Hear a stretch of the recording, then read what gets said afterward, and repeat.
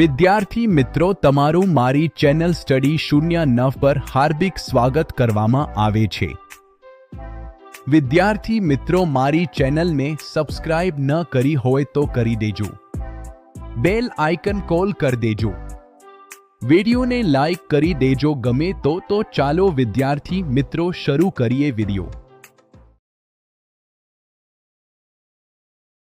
Hello વિદ્યાર્થી મિત્રો, આપ સર્વ વિદ્યાર્થી મિત્રોનું યુટ્યુબ પર મારી ચેનલ શુભ સ્ટડી 09 પર હાર્દિક સ્વાગત કરું છું। તો વિદ્યાર્થી મિત્રો, કેમ છો? મજામાં? આજે અમે તમારા માટે સ્ટાન્ડર્ડ 11 BAમાં ચેપ્ટર 6 મોસ્ટ આઈએમપી લઈને આવ્યા છે। ઓકે, ને મોસ્ટ આઈએમપી એટલે કે ચેપ્ટર 6નો આજે આપણે પાર્ટ 2 બનવાના છે। જો વિદ્યાર્થી મિત્રો અમારા વિડીયોઝ સારા લાગતા હોય તો પ્લીઝ વિડીયોને લાઈક કરી દેજો, અને અમારી ચેનલ પર બધા વિષયના બધા સબ્જેક્ટના સોલ્યુશન મળી રહ્યા છે। એટલે જો વિદ્યાર્થી મિત્રો ચેનલને સબસ્ક્રાઈબ ન કરે તો સબસ્ક્રાઈબ કરી દેજો। ઓકે, તો આજે આપણે સહકારી મંડળીના ફાયદા અને મર્યાદા જોવાની છે। વિદ્યાર્થી મિત્રો, તમારા માટે મેં બેકગ્રાઉન્ડ મ્યુઝિક પણ રાખેલ છે। ઓકે,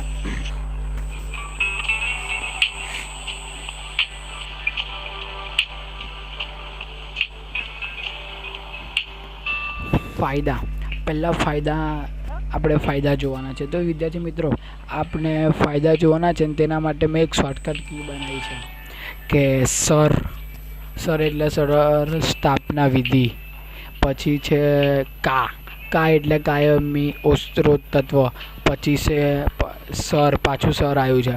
તો બીજા સરમાં આપણે સરકારી સહાય કરવાના છે। ઓકે, શું કરવાના છે? સરકારી સહાય।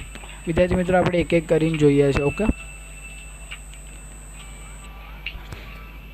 વિદ્યાર્થી મિત્રો ચોટે જાય છે, બહુ જ ફોન ખબર નથી, બહુ જ સ્લો ચાલે છે। હા, ચલો, પહેલું આપણે જોઈએ છે સરળ સ્થાપના વિધિ। વિદ્યાર્થી મિત્રો, આના ફાયદા આપણને 3 માર્કમાં પૂછાઈ શકે છે। ઓકે, તો આપણે જોઈએ છે સહકારી મંડળીની સ્થાપના માટે લાંબા કાયદાની વિધિ જરૂરી નથી। વિદ્યાર્થી મિત્રો, આ સહકારી આપણે મંડળી જ્યારે સ્થાપી હોય ને ત્યારે બહુ લાંબા આપણે કાયદામાં પડવાનું નથી કે બધા દસ્તાવેજની જરૂર પડતી નથી। પછી છે માત્ર 10 વ્યક્તિઓ સ્વૈચ્છિક રીતે સંગઠિત થઈને સહકારી મંડળીનું રજિસ્ટર પાસે નોંધણી કરે છે। વિદ્યાર્થી મિત્રો, આ સારું છે કે એમાં એવું નક્કી નથી કે 50 જણ કે 100 જણ કે 200 જણ જોઈએ, તેમાં માત્ર ને માત્ર 10 જણ હોય ને તો પણ રજિસ્ટરમાં નામ ઉમેરી શકે છે। ઓકે વિદ્યાર્થી મિત્રો, બીજું છે કાયમી ઓસ્ત્રોત તત્વ, એટલે કે આપણે જોઈએ છે કે સહકારી મંડળીને તેની નોંધણી થતાં તેના સભાથી અલગ આલેખ કાયદેસરને અસ્ત્રોત મળે છે। એટલે વિદ્યાર્થી મિત્રો, એટલે કાયમી અસ્ત્રોત એટલે કે એવું કે જે આપણે નોંધણી કરાવીશું ને તો આપણને ત્યાં એક ભાગ મળી જશે આપનો, કાયદેસરની આપણે એક વ્યક્તિ થઈ જઈશું, આપણી પેઢી, એવું કહે છે વિદ્યાર્થી મિત્રો। પછી આપણે આગળ જઈશું, તેમાં છે સદભાવના છે કે સદભાવનાને મૃત્યુ, નાદારી કે રાજીનામું, ઓપનિંગના કારણે મંડળીના અસ્ત્રોત તત્વો થયો માહિતી નથી। એટલે વિદ્યાર્થી મિત્રો એવું કહે છે કે કશું થતું નથી, કોઈ આપણે જે મંડળીમાં કોઈ સભ્ય હોય તેનું મૃત્યુ થાય, તે નાદાર જાહેર થઈ જાય કે પછી તે રાજીનામું આપે પણ તેના મંડળીને કશું થતું નથી। જો વિદ્યાર્થી મિત્રો, મારા વિડીયો પર આ બન્યા રહેજો તમે છેલ્લા સુધી। ઓકે, આપણે છેલ્લે સરપ્રાઈઝ આપવાના છે। પછી છે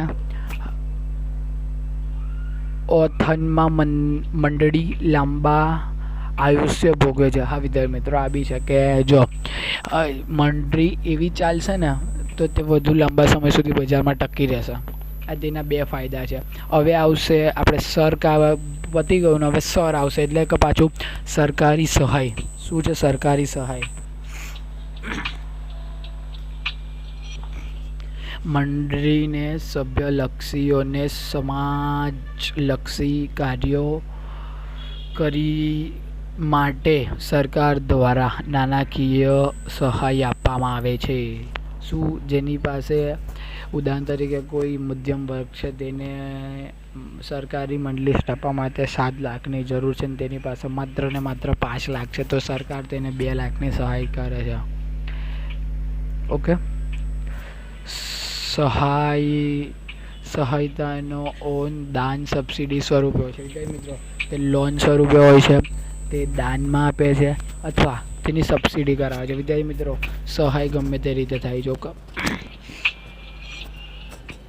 પછી લોકશાહી વહીવટી એટલે કે મંડળીના સભ્યોને વ્યક્તિ દીઠ જેઓ જમક ઓપિના કહે છે. શું કહે છે? ઓપિનો. જનનો થયો બહુમતીથી હોય છે.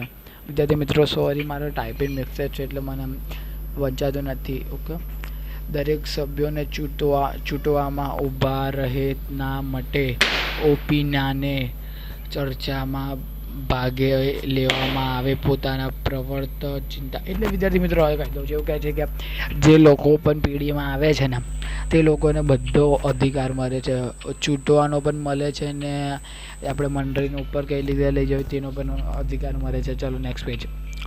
5મું છે આપણે વિદ્યાર્થી મિત્રો, 1 સેકન્ડ આપણે આગળ શોર્ટકટમાં જોઈ લે કારણ કે બરાબર થયું નથી. ઓકે, જો સર આપણે થઈ ગયો. હવે લોક આવ્યું એટલે લોકશાહી ના લોક બી થઈ ગયો. ખુ આવશે. શું આવશે? ખુ છે. તો આપણે તેના પરથી શું બને છે જોઈએ તો ખુશાલતા સભ્યપદ. હા વિદ્યાર્થી મિત્રો, ખુશાલતા સભ્યપદ એટલે કે સારું, કોઈ પણ વ્યક્તિ સરકારી સભ્યપદ ધરાવી શકે છે. હા ચલો, તો આપણે જોઈએ છે સમાન અધિકારવાળી વ્યક્તિઓ મોટા સભ્યપદ હોય છે. જાતિ આર્થિક તસ્ય સભ્યપદ મેળવવા માટે રૂપ બંધી નથી. એટલે કે વિદ્યાર્થી મિત્રો એવું કહે છે કે આપણે કોઈ બી જાતિના આપણો કોઈ બી રૂપ રંગ હોય પણ તે એવું નથી કે આ જાતિના લોકો જ આ સભ્યપદમાં જોડાઈ શકે છે. આ બધા માટે ઓપન હોય છે. ઓકે, 6થું જોઈશું, સભાની મર્યાદિત તજીબદારી એટલે કે વિદ્યાર્થી મિત્રો મંડળીના સભ્યપદની જવાબદારી તેમને મંડળીના ખરીદેલા શેરો પર રહેતી યથાવત રહે છે. એટલે કે વિદ્યાર્થી મિત્રો કે આ જે મંડળી આટલી ઊભી કરી છે મંડળી, તો તેનામાં દરેક લોકોની અલગ અલગ જવાબદારી રહેલી છે. જો કોઈ જવાબદારી રહેલી ન હોય તો મંડળી બરાબર ચાલતી નથી. 7મું છે ઓછા વહીવટી ખર્ચ. સરકારી મંડળી કરનારના નિરોગી છે. સંચાલનમાં સદભાવનાનો માનસદ રેશિયો મળે છે. વહીવટી પણ કસરથી ચાલે છે. જાહેરાત કરવો પડતો નથી. એટલે કોઈ એવું કહે છે કે આ જે આમાં મંડળી છે ને તે લોકોના પ્રચાર દ્વારા ચાલે છે. આથી તેને કોઈ બીજો કોઈ કાનૂની કે કોઈ આર્થિક ખર્ચ થતો નથી. ઓકે વિદ્યાર્થી મિત્રો, મારી ચેનલ પર બન્યા રહેજો આ વિડીયો પર. 8મું છે વિપરીત પાડી સંસ્થાઓ સામે બળ હરીફ. એટલે કે વિદ્યાર્થી મિત્રો જે બીજી સંસ્થાઓ છે ને, કેટલીક સંસ્થાઓ કેટલીક વાર રિફાઇનરીના મળિયા લાલ ચમા ભેળસેળ છેતરપિંડી કાળાબજારી કરે છે. એટલે વિદ્યાર્થી મિત્રો જે આપણે હમણાં માર્કેટમાં જેટલી પણ પેઢીઓ છે તેમાં આપણે જોઈશું તો જે લાલ મરચું આવે છે ને, કાશ્મીરી મરચું કે પટની મરચું કહે છે વિદ્યાર્થી મિત્રો, તેનામાં આપણે કોપરાનું છીણ નાખીને આપે છે. વિચાર કરો, કોપરાનું છીણ આવે છે એટલે એવું કહે છે ભેળસેળવાળી વસ્તુ, છેતરપિંડી કરે છે. કોઈના પૈસા બેંક એકાઉન્ટમાંથી કાઢી લે છે કોઈ પેઢી. પછી છે કાળાબજારી એટલે કે કોઈ આમ વધારે ભાવમાં વેચતું હોય. વિદ્યાર્થી મિત્રો એ જ છે. પછી સહકારી મંડળી સભાનો આર્થિક ઉત્કર્ષ સમાજના કક્ષાને આર્થિક કન્યાથી નિખાતારીપતિ હોય છે. પારી સંસ્થાઓ દ્વારા ચારીમાં ઓગણતી રીતે થીમ નહીવત વેપારી સંસ્થા સામે સબળ હરીફ ઊભી રહે છે. એટલે કે વિદ્યાર્થી મિત્રો એવું કહે છે કે જો આવું બજારમાં આવું બધું થાય છે આપણે મંડળીમાં પણ, પરંતુ એવી મંડળીઓ બી છે કે જ્યાં બધા સામે રક્ષણ કરે છે, ઊભી રહે છે. ઓકે વિદ્યાર્થી મિત્રો 11 આઈ થિંક 12 વિદ્યાર્થી મિત્રો હજુ થોડો વિડીયો લાંબો થવાનો છે. ઓકે, આપણે 9મું જોઈશું જનજીત ગ્રાહિત ગ્રથ એટલે કે જાગૃતિ એટલે વિચારવાળા. મોટા ભાગે સદભાવના જે ગ્રાહક હોય છે એટલે કે જો જાગૃત હોય છે ને તે ગ્રાહક હોય છે. સદભાવના જનજીત હોય છે એનો તેમને વેચાણ થાય છે. એટલે કે વિદ્યાર્થી મિત્રો જો આમ ગ્રાહક થોડા જાગતા હશે, વિચારીને બધું કરતા હશે તો પણ મંડળી ઉઠી જ દેવાની છે. પછી છે લોકશાહીની તાલીમ શાળા. મંડળીના સંચાલનમાં લોકશાહીના પ્રવર્તમાનમાં છે. આ વિદ્યાર્થી મિત્રો 2 માર્કમાં પૂછાય છે કે લોકશાહીની તાલીમ શાળા. એવું બી પૂછાય લોકશાહીને તાલીમ શાળા શા માટે કહેવામાં આવે છે. પછી આપણે બીજું જોઈશું કે મહત્વ ઓપીઓ છે. સદભાવનાની મહત્વ જાળવી રાખવા માટે હજીર વિતરણ કહે છે. વિદ્યાર્થી મિત્રો એટલે એવું કહે છે કે જો આની લાજ ઇજ્જત બચાવવી પડશે તો આના માટે કયા અલગ કામ કરવા પડશે, તાલીમ શાળા ખોલવી પડશે, કારણ કે દરેક પેઢીઓ નીચે પડશે નહીં. ઓથી સંસ્કારીમાં મંડળીના લોકશાહી વ્યવસ્થિકાઓ દશરથ અને પતિ તાલીમ શાળા છે. એટલે કે વિદ્યાર્થી મિત્રો જો તાલીમ શાળા હશે તો જ આગળ વધશે, નહીં થાય. પછી સદભાવનાનો આર્થિક ઉત્કર્ષ અને વિકાસ. સહકારી મંડળીનો સદભાવનાનો આર્થિક વિકાસમાં મહત્વ યોગદાન આપે છે. દાખલા તરીકે ગ્રાહકની સરકારી મંડળીઓ સદભાવનાનો રોજબરોજ યોગ્ય ગણિતના બુદ્ધિશાળી માટે જવાબી ભાષા પાડે એટલે કે કઠોળ, જુવાર, શેમ્પૂ એવું. વિદ્યાર્થી મિત્રો મધ્યસ્થ દ્વારા ગ્રાહકને અનંત આર્થિક પણ ઓટકા છે. પછી ઓજ પ્રમાણે ઉત્પાદકોની સહકારી મંડળીની સદભાવના અને માલ સામાનમાં જારો વગેરે જબીબી પૂરા પાડે છે. એટલે વિદ્યાર્થી મિત્રો માલ સામાનને જે બધું આપણને જોઈએ છે તે પૂરું પાડે છે. આનું નામ છે સદભાવનાનો આર્થિક ઉત્કર્ષ વિકાસ. એટલે કે આપણે જે પેલું નાનું હોય તો વધારે પેઢી મોટી કરે. વિદ્યાર્થી મિત્રો એ જ છે. પછી છે નાના ઉત્પાદકો સરળતાથી ઉત્પાદન કરી ઔદ્યોગિક ઉત્પાદન વર્તન કરી શકે છે. ખાંડ, મરચું, કપાસ ક્ષેત્ર સહકારી મંડળી બહુ વિખ્યાત છે. ઓકે, 12મું જોઈશું લાસ્ટ કે સમાજ માટે કલ્યાણલક્ષી પ્રવૃત્તિઓ. તો સહકારી મંડળીઓ તેમના નફા અને તેના મતભંડોળમાંથી સમાજમાં જે કલ્યાણલક્ષી પિતૃઓ હથિયારે છે. ઓછા મૂલ્યો વિનામ તબીબી દાન કેમ્પ છે. એટલે કે વિદ્યાર્થી મિત્રો કે જો સમાજમાં જે કલ્યાણ કરવું હશે તો દરેક પેઢીએ પોતાનો નફો પણ ગુમાવવો પડશે એવું છે. પછી છે શાળા, દિવાલો, પછી છે બગીચાઓ ઊભી કરવી પડશે દિવાલોના. પછી તેની જાળવણીની વ્યવસ્થા બી કરવી પડશે. ઓકે, તો વિદ્યાર્થી મિત્રો અહીં આપણે એના ફાયદા પૂરા થાય છે ને હવે મર્યાદાઓ ચાલુ થાય છે. કોની કે વિદ્યાર્થી મિત્રો સહકારી મંડળીની મર્યાદાઓ શરૂ થાય છે. માત્ર 4 જ મર્યાદા છે. કે આઈ થિંક વિડીયો 5-1 મિનિટનો બનશે, તેથી મોટો નહીં બને.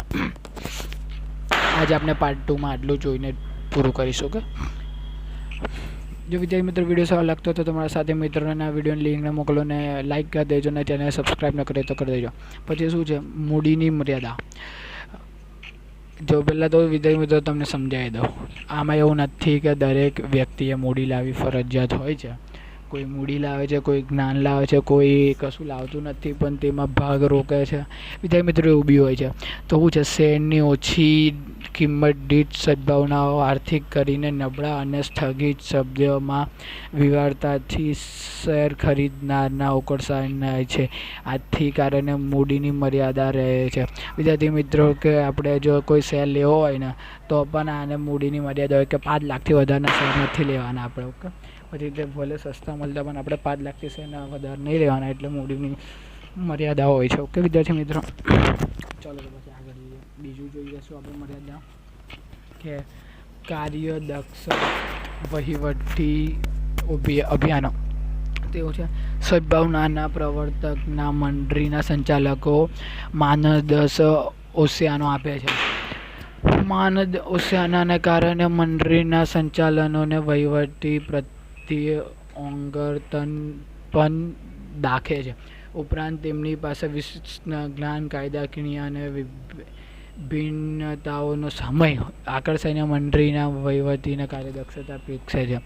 પછી છે જથ્થાબંધ ઓગ વહીવટી કારણે ગેરહિત સર્જાય છે. પછી ત્રીજું છે રાજકીય તત્વ છે, એટલે કે વહીવટી રાજકીયના મંત્રી પર પોતાનો ચિંતવ્યત્વ માટે પ્રેક્ષકો પેરા કરીને પ્રયત્ન કરવાના હોય છે. મંત્રીના રાજકીય અસર માટે એવું છે રાજકીય સ્વતંત્ર જોખમાયેલી છે, એટલે કે વિદ્યાર્થી મિત્રો જે રાજકીય હોય છે ને તેના માટે મંત્રી પર બહુ ભાર પડે. વિદ્યાર્થી મિત્રો આ લાગશે જોઈ લો. તો વિદ્યાર્થી મિત્રો હોમવર્ક આપેલું છે કે સરકારી મંત્રીના ફાયદા અને મર્યાદાઓ લખો. ઓકે, તો આની સાથે જ આપનો વિડીયો એન્ડ કરીએ છીએ. હવે મળીએ છીએ નેક્સ્ટ વિડીયોમાં. ત્યાં સુધી આવજો. ઓકે વિદ્યાર્થી મિત્રો, હવે મળીએ પાર્ટ 3માં.